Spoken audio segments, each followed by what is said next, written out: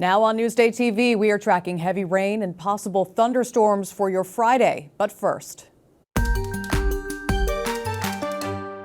I'm Macy Egland. Only in Newsday, new lawsuits against the man convicted in the deadly wrong-way Jericho crash that killed two 14-year-olds. Crash survivor Ethan Solip claims 3 Plainview restaurants were negligent for continuing to serve Amandeep Singh alcohol, despite visible signs he was intoxicated.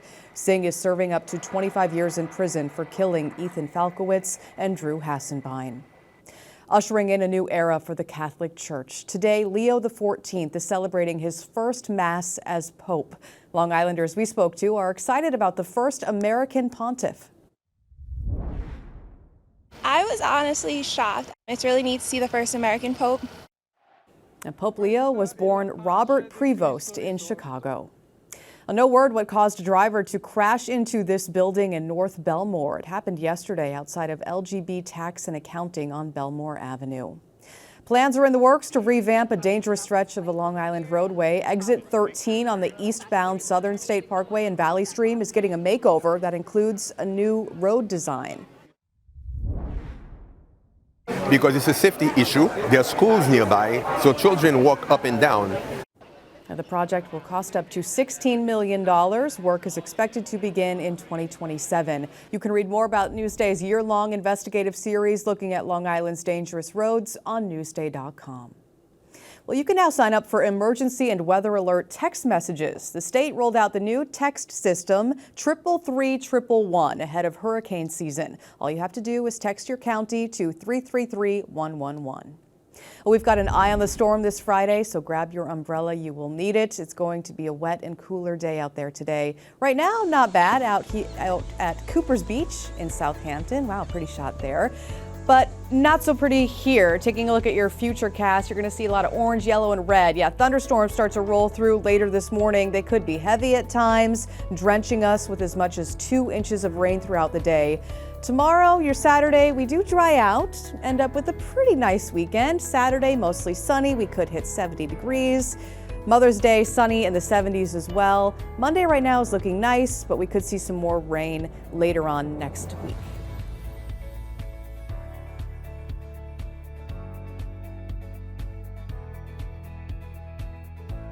Long Island weather is brought to you by Fire Island Ferries.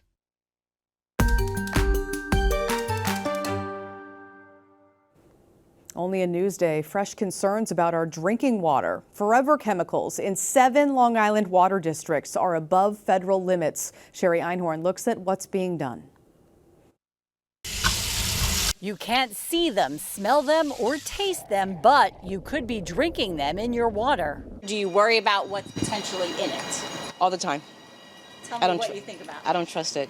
Especially now. It's just I feel that the water's contaminated in general, but just live with it. We're talking about contaminants known as forever chemicals. They are also found in lots of things that are part of our daily lives. Things like plastic packaging, waterproof clothing, even carpeting. New York State has a drinking water standard of 10 parts per trillion for this class of contaminants. The Environmental Protection Agency recently adopted a stricter standard of 4 parts per trillion. As of now, that's set to take effect in 2029. The stricter, the better. I don't trust the tap water, and I want to make sure that whatever my family and I are drinking at least has gone through a filter. A legal challenge and political pressure weigh heavily on what happens next with those standards. We have never in the United States of America, have seen the federal government roll back drinking water standards. Never. So if it occurs with PFAS, one of the most toxic chemicals we know of in our drinking water, it would be tragic. The concern is also that with the huge budget cuts that the EPA has recently announced, they actually won't be able to enforce it, even if it is technically still the standard. Newsday analyzed federal data that water suppliers are required to submit to the EPA. What we're seeing is that 7 water districts on Long Island out of 36 that have submitted the data so far have these annual averages above that limit. So should the regulations go into effect, they would have to comply and do something to reduce that contaminant level. Local water suppliers say they've been working to get rid of those chemicals for years using specialized carbon filtration systems. There could be lawsuits, there could be controversy, there could be competing proposals for regulations. Here at the Water Authority, because of the strong support of our board, we're bringing everything to non-detect. For Newsday TV, I'm Shari Einhorn. And you can read more about our water on Newsday.com. Click Get More below the Newsday TV video box. Well, the Knicks are looking to put Boston on the ropes in Game 3 of the NBA playoffs tomorrow. Newsday's Steve Popper has a preview. The Knicks have gone now back from 2 games in Boston that are probably the craziest that anyone can recall. Coming back both games from 20 points down in the second half. An overtime win in Game 1, a last-second game-saving defensive play in Game 2 to clinch it. After not leading for the first 46 minutes of the game. And now they return to New York, up 2-0, which I think no one could have expected over the defending champions. And they wind up for an afternoon game, Saturday afternoon at Madison Square Garden, which I think might be as crazy as we've ever seen it there. People were partying in the streets outside there while we were up in Boston yesterday. This team has suddenly captured the hearts of fans with all of these comeback wins, 5-0 on the road in the postseason this year. Just doing things that people didn't expect after a regular season when they couldn't beat any of the best teams in the league. And now to go up 2-0 on this team is just a shocking turn of events, and shocking while we were up in Boston too, where the fans were I think, just paralyzed by what had happened. The team has just come up with all of the big plays down the stretch. Very much a play at the final buzzer attitude. So I think the expectations are huge, and people starting to think that there might be a path here for this team to get back to the NBA Finals, something that this organization hasn't done in 26 years. Let's keep the momentum going. Again, Game 3 tomorrow afternoon at the Garden. You can read more about the Knicks on Newsday.com. Again, click Get More below the Newsday TV video box. Sarah Sounds Off is brought to you by Roll Up Awnings. This week, Newsday's Greg Sarah is sounding off about the state of high school athletics, starting with Plainview's flag football game. They're just dominant. 3 years running, haven't lost a game yet. They are just too dominant, really, for any team that I've seen them play. The Massapequa gave them a really great game in the first half, but they came back. They have 3 great quarterbacks. They have options, a freshman, a junior, and a senior. But it's not just the quarterbacks that get it done. It's the receivers, Rachel Gans, Emma Heaney, Laura Glasser, and they're pretty great on defense, too. This team is nearly unstoppable. They're also talking baseball and lacrosse. You can watch this week's episode with Newsday High School sports editor Greg Sarah, streaming now on Newsday.com. Click Get More below the Newsday TV video box.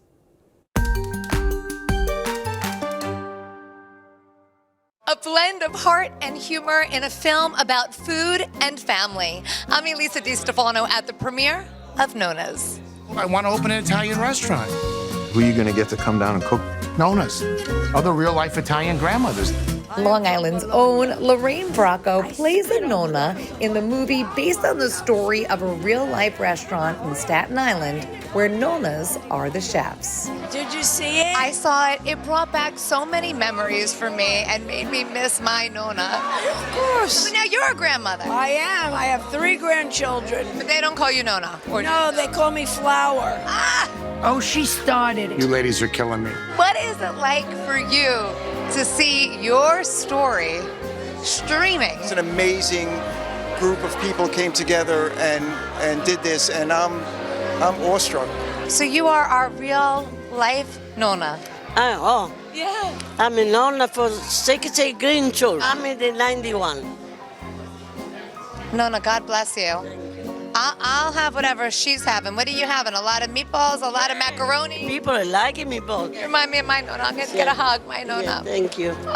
Of course, there's a lot of Italian food featured in the film. I eat constantly, yeah. Was it as good as it looked on screen? Well, we had a real chef, and he taught me how to make cannolis. There was just one thing that was controversial in this film. They called it Sunday gravy. Yeah, no, I didn't. Somebody else must have in this cast or crew did, not me. No, it's Sunday sauce for you. Oh, yeah. Dinner at what time? Early. 3 o'clock, right? That's right. That's right. You know it. And a focus on family. It transcends to all cultures. Everyone has the same family experience. Yeah, because it's about love. So full of love. Family and food. What's great is that it's an Italian movie with a family and not the family that we always think about with the Corleone. You know that family too, yeah. Exactly. Our Nonas would be proud. Nonas starts streaming on Netflix today. Add that one to the list. Read more about Nonas on Newsday.com. You know where to go. Click Get More below this Newsday TV video box. Feed Me is brought to you by Sarant Cadillac.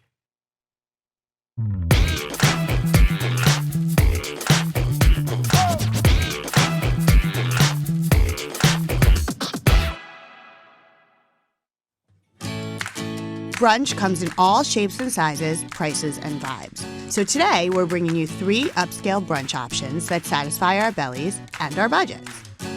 Up first is the Legacy Brunch at Teller's in Iceland.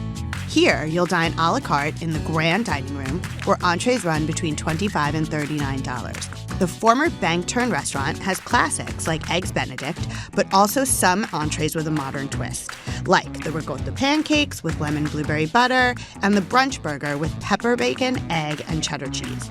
As if that's not enough, indulge yourself in the complimentary oversized cinnamon roll. For the shellfish lovers, try Rothman's Steakhouse in East Norwich. The iconic restaurant dates back to 1907. For $69 and change, you can crack into a bright red Maine lobster or dive into the crab legs, oysters, or shrimp that sit alongside. Still hungry? There are plenty of sweets for dessert, even a chocolate fountain for dipping. Saving the best for last is the Red Salt Room at the Garden City Hotel. The lavish hotel tradition will run you $120, but brunch cocktails are included here.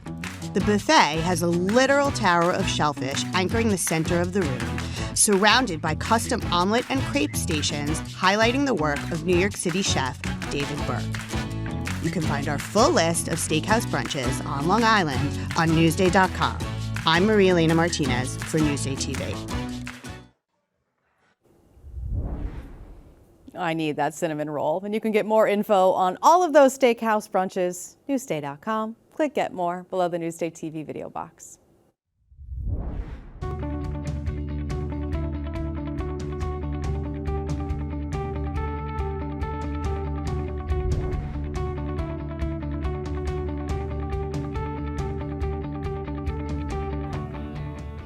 It's now easier than ever to watch Newsday TV on your TV, not just your phone or your computer. We are officially streaming on Local now. You can also find us on YouTube and all of the other streaming services that you see here. I'm Macy Eglund. Thanks for watching Newsday TV. Have a great Friday.